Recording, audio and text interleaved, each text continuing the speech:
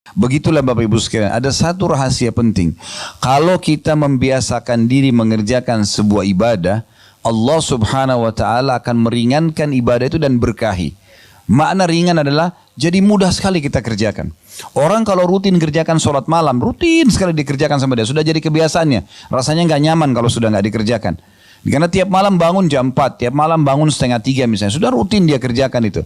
Maka nanti Allah mudahkan, kayak tidak ada beban bagi dia.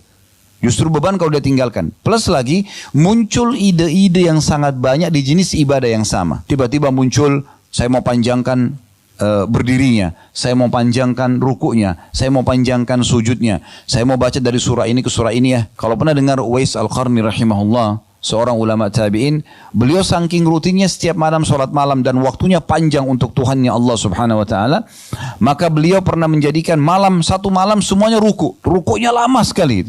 Semua disempurnakan tentunya, i'tidal, sujud, tapi untuk rukuk lama sekali. Karena ada kurang lebih ada 11 macam bacaan ya. Ada banyak sekali, maaf 6-7 macam bacaan dalam rukuk. Itu bisa dibaca masing-masing 11 kali. Jadi cukup panjang. Selama ini kan mungkin orang baca Subhana Rabbil Azim ya. Kan ada Subhana Rabbil Azim wa bihamdi, ada Subuhun Qudusun Rabbul Malaikati war Ruh, ada Subhanadil Jabarut wal Malakut wal Kibriyai wal Azama, ada Subhanakallahumma bihamdika Allah magfirli. Ada banyak pilihannya. Bisa dibaca setiap bacaannya tuh 10 sampai 11 kali. Itu yang Nabi SAW biasa lakukan. Nah ini kan masih banyak sunnah yang kita belum kerjakan. Dan sayang sekali gitu. Terbuang-buang waktu tanpa kita menambah kualitas dan kuantitasnya. Jadi jangan terkurung mengatakan sunnah. Ya kan? Puasa Senin Kamis terlewatkan begitu saja. Tidak puasa. Kenapa?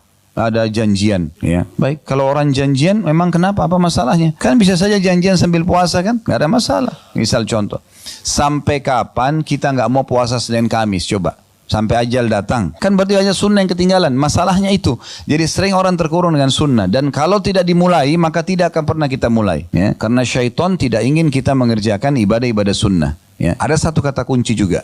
Orang kalau sudah sibukkan dirinya dengan sunnah, maka yang wajib jadi mudah buat dia. Orang kalau sudah biasa sholat sunnah, wajib itu pasti nggak ketinggalan. Orang kalau biasa puasa sunnah, puasa Ramadan itu mudah sekali buat dia. Kalau sepanjang tahun antum nggak pernah puasa, tiba-tiba tiba Ramadan berat rasanya. Tapi coba kalau orang sudah biasa Senin Kamis, Ayyamul Bid, udah biasa dia. Tiba Ramadan biasa aja. Ya?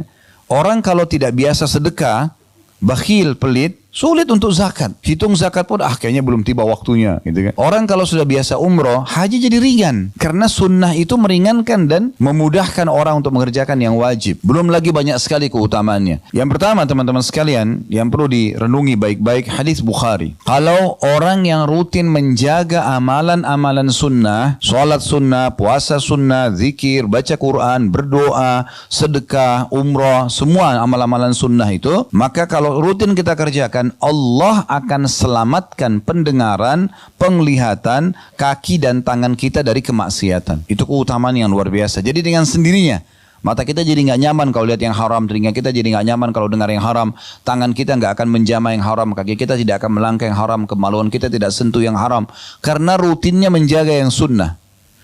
Hadits Bukhari berbunyi dari Abu Hurairah radhiyallahu anhu, Nabi SAW bersabda, Inna Allah qala, sesungguhnya Allah Subhanahu wa taala berfirman, "Man 'ada li waliyan faqad adzantuhu bil harb."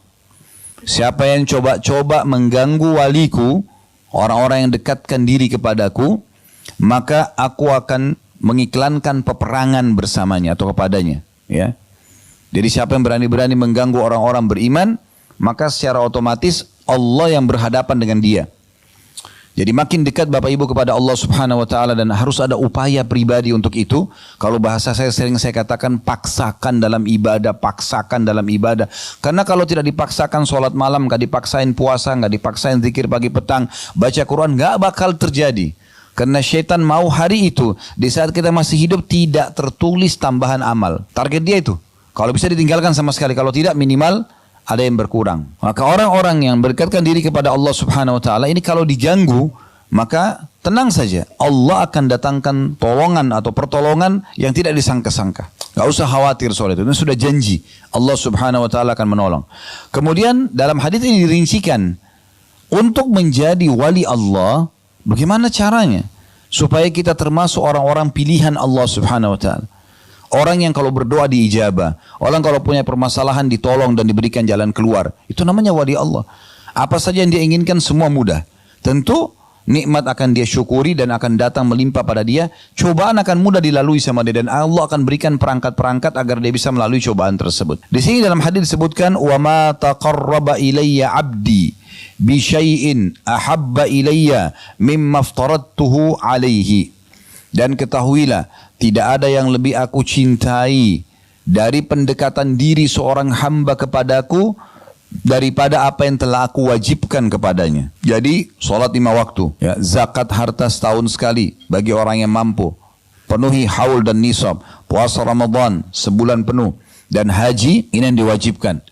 Itu yang paling Allah cintai, gitu kan? Kapan kita menjaga kualitasnya dengan baik dan selalu kita tingkatkan, kalau sudah sampai pada tingkat terbaik kita istiqomahkan, maka itu adalah perbuatan yang paling Allah cintai. Ini sebab pertama orang menjadi wali Allah, yang akhirnya siapapun yang mengganggu dia Allah akan tolong gitu. Apapun kebutuhan dia Allah akan penuhi. Masalah apapun yang dihadapi Allah akan pecahkan.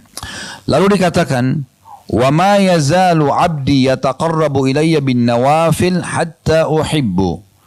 Dan selanjutnya setelah yang wajib, seorang hamba terus mendekatkan diri kepadaku dengan amalan-amalan sunnah sampai aku mencintainya.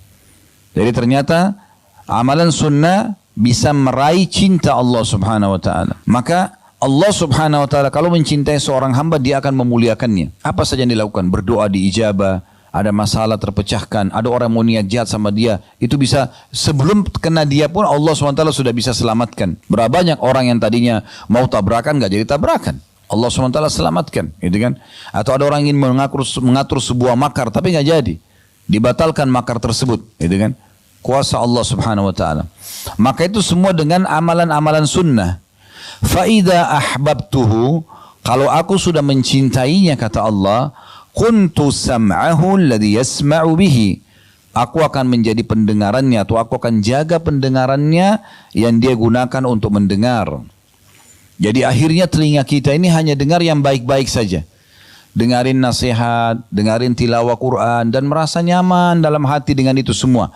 Sehingga selalu kuping ini selalu mau dengar yang baik-baik yang Allah bolehkan. Dan setiap kali dengar yang tidak enak, kebisingan, sesuatu yang berbau maksiat, telinga kita nggak nyaman. Rasanya ingin segera kita tinggalkan. Berarti Allah sudah jaga tuh, supaya nanti hari kiamat kupingnya nggak dihisap sama Allah. Karena kalau digunakan fasilitas ini pada maksiat, berarti ingkar nikmat. Karena Allah ciptakan ini untuk kita gunakan dalam ketaatan. Ingat surah Az-Zariyat, surah nomor 51 ayat 56, tujuan kita diciptakan, wa ma khalaqtul jinna wal insa illa liya'budun. Aku enggak ciptakan jin dan manusia kecuali untuk beribadah kepadaku. Kalau ada bapak ibu yang tanya saya, Ustaz, apakah memang kita diciptakan untuk sholat? Jawaban saya, iya. Memang untuk sholat kita diciptakan. Memang untuk puasa kita diciptakan. Memang untuk zakat, untuk haji dan umrah, untuk bakti sama orang tua, juga orang sakit, bantu orang susah. Memang untuk itu. Dan tidak ada tujuan kita sama sekali untuk berzina, untuk berbohong, untuk menipu orang, untuk menggibah, untuk gosip, buang-buang waktu, itu enggak ada. Memang itu bukan tujuan kita. Tujuan kita ada untuk ibadah kepada Allah subhanahu wa ta'ala. Kemudian selanjutnya, wa basarahu alladhi yabsuru bihi. Dan aku juga akan menjaga penglihatannya dia gunakan untuk melihat. Matanya hanya selalu nyaman melihat yang Allah bolehkan. Bertafakur dengan alam ciptaan Allah subhanahu wa ta'ala, gembira kalau melihat tentang sejarah Islam, peradaban Islam, senang kalau melihat Al-Quran, senang kalau di majlis ilmu. Allah jaga penglihatannya dari hal yang haram. Melihat sesuatu yang tidak nyaman, kok bisa gitu sih, merasa nggak nyaman, ditinggalkan. Kemudian wa yadahu allati yabtishu biha, dan juga aku akan menjaga tangannya yang digunakan untuk menjamah. Sehingga tangan tidak akan memegang kecuali yang halal, tidak akan pernah mengganggu dan menyakiti orang lain. Warijlahu allati yamshi biha, dan aku juga akan menjaga kakinya yang dia gunakan untuk melangkah. Ya. Di saat itu, perhatikan closing hadisnya, penutupan hadisnya. Kata Nabi SAW, Allah mengatakan, wa in sa'alani la'ataitu. Di saat itu kalau dia minta, aku pasti akan kasih. Jaga yang wajib, perbanyak yang sunnah, kejar yang sunnah. Maka Allah jaga semua anggota tubuh kita, pendengaran, penglihatan, tangan, kaki, ya. Kemudian pada saat itu Allah SWT mengatakan, dan kalau dia minta di saat itu, aku akan pasti kasih. Wala in ista'adhani la'idtuhu. Kalau dia minta tolong, pasti aku akan tolong. Nah ini faedah luar biasa daripada ibadah sunnah. Jadi jangan Bapak Ibu sekalian terkurung dengan istilah sunnah. Kan cuma sunnah. Udahlah nggak usah. Ya. Tahu, itu teman saya itu rajin sekali puasa Senin Kamis. Itu teman kamu. Kamu gimana? Hah? Selalu bangga dengan amalan temannya. Ibu saya dulu tuh rajin sekali baca Quran. Itu ibumu. Kamu gimana? Ayah saya itu luar biasa bolak-balik umroh. Baik, kamu bagaimana? Ya. Makanya seorang penyair mengatakan, laisal fata man yaqulu kana abi kadza wa kadza. Bukan seseorang anak muda yang cerdas yang mengatakan dulu orang tua aku begini dan begitu. Walakinnal fata man yaqulu ha ana dza. Tapi seorang anak muda muslim yang cerdas mengatakan ini loh saya. Hasil perbuatan orang lain tidak ada manfaatnya buat kita. Kecuali kita penyebab. Kita yang menjadi penyebab dia hanya melakukan ibadah tersebut itu berbeda. Tapi banyak orang berbangga-bangga dengan amalan temannya, amalan orang tuanya dan seterusnya, maka tidak ada manfaat buat dia. Baik, yang kedua, yang perlu di garis bawah yang bisa didapatkan dari amalan-amalan sunnah adalah setiap amal sunnah itu akan mendekatkan kita kepada Nabi SAW di surga nanti. Ya. Jadi kita sudah singgung tadi, kalau materi yang lalu, akhlak juga mendekatkan seseorang dengan Nabi SAW di surga. Ada juga tentang amalan sunnah. Ya, terutama solat, karena kita sedang bahas masalah solat ya. Coba cintai Bapak Ibu sekalian solat sunnah, qobliyah, ba'diyah, solat duha, solat malam, tahiyat masjid, solat taubat, solat wudu. Rutinkan dan paksakan. Paksa, setiap bisikan syaitan jangan negosiasi sama dia. A'udzubillahi minasyaitonir rajim, langsung kerjakan. Ya. Ada hadis yang mulia diriwayatkan oleh Rabi'ah bin Ka'ab al-Aslami radhiyallahu anhu. Hadis ini riwayat Muslim ya. Dia mengatakan kuntu abitu ma'a Rasulillah sallallahu alaihi wasallam fa'ataituhu biwudu'ihi. Satu hari pernah aku menginap bersama Nabi sallallahu alaihi wasallam dan pada saat beliau bangun untuk sholat malam, aku menyiapkan wadah berisi air wudhu beliau, wahajatihi, dan beberapa hajat Nabi SAW seperti siwak ya dan yang lainnya. Faqala li, setelah selesai wudhu, setelah selesai hajat Nabi SAW, karena Nabi merasa Rabi'ah ini berbuat baik, maka beliau mengatakan, sal, silakan, apa yang kau inginkan? Maksudnya setelah berbuat ini kepadaku, ada yang kau ingin minta enggak? Fakultu, as'alu murafaqataka fil jannah. Aku hanya minta ya Rasulullah agar nanti aku bersama anda di surga, sama-sama. Anda di mana di surga, aku di situ juga. Permintaan yang luar biasa ini. Bukan minta, pada saat itu kalau dia bilang ya Rasulullah saya minta jadi orang paling kaya, Nabi tinggal berdoa diterima itu. Saya ingin minta keturunan banyak, saya ingin minta jabatan, saya ingin minta jadi raja, urusan dunia semua akan dikasih. Tapi sahabat ini cerdas, bukan itu urusannya dia. Tadi saya bilang orang mukmin targetnya selalu akhirat, maka dia bukan cuma sekedar minta surga, tapi minta bersama Rasulullah SAW di surga. Pasti derajat paling tinggi itu, gitu kan? Qala awa ghaira dzalik, maka Nabi SAW bilang kepada Rabi'ah, ada yang lain enggak? Maka qultu huwa dzak, aku berkata tidak ya Rasul, itu aja. Kalau itu sudah anda mohon kepada Allah untuk aku, selesai, aku bisa masuk surga bersama anda nanti. Ini mulia sekali. Qala fa'inni ala nafsika bikathratis sujud, kalau itu permintaanmu, maka tolong aku agar aku bisa menyempurnakan keinginanmu itu, minta kepada Allah dengan memperbanyak sujud. Ya, di sini ulama hadis ada yang mengatakan maksudnya adalah memperbanyak solat sunnah. Karena pada saat itu mereka mau solat malam. Ya, Nabi SAW lagi mau solat tahajud pada saat itu. Ada juga pendapat yang mengatakan semua jenis sujud. Seperti sujud tilawah. Ya, kalau seandainya kita lagi baca ayat tentang sujud, biasanya kan sudah digarisi di bawahnya ya. Al-Quran sekarang sudah sangat modern. Maka kita sujud, ya, sujud syukur, ya.